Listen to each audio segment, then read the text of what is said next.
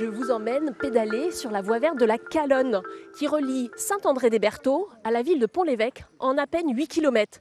Mais comme vous voyez, nous allons être nombreux, car c'est l'inauguration des travaux de réhabilitation de cette voie. Cette ancienne voie de chemin de fer est devenue verte il y a près de 25 ans. Mais elle méritait un bon coup de jeunesse pour continuer d'accueillir les habitants du coin. Vous trouvez des chevaux, des piétons, des cyclistes, des enfants qui font du roller. Je vois des handicapés qui se promènent avec leur fauteuil roulant et leur chien en même temps. C'est une vraie autoroute, quoi. Ça, non, il ne faut pas confondre autoroute. Premièrement, ça coûte moins cher à l'entretien.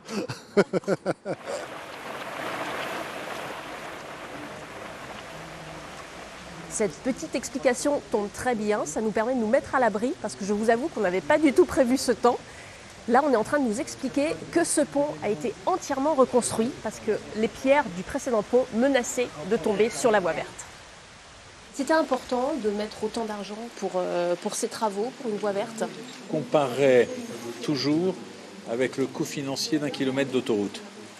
Et vous vous apercevrez qu'on fait beaucoup de voies vertes.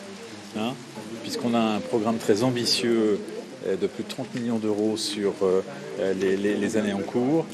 Un kilomètre d'autoroute, c'est 25 millions. Donc vous voyez, on peut faire beaucoup de choses.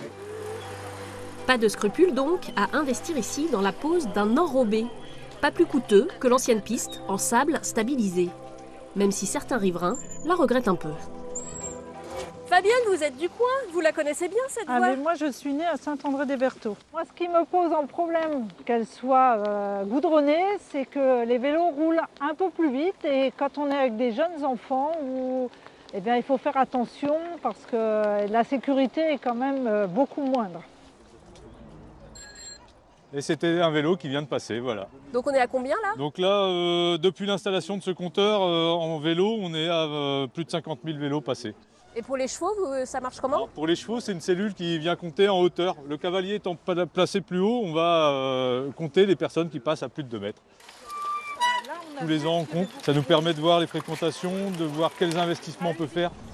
Et voilà.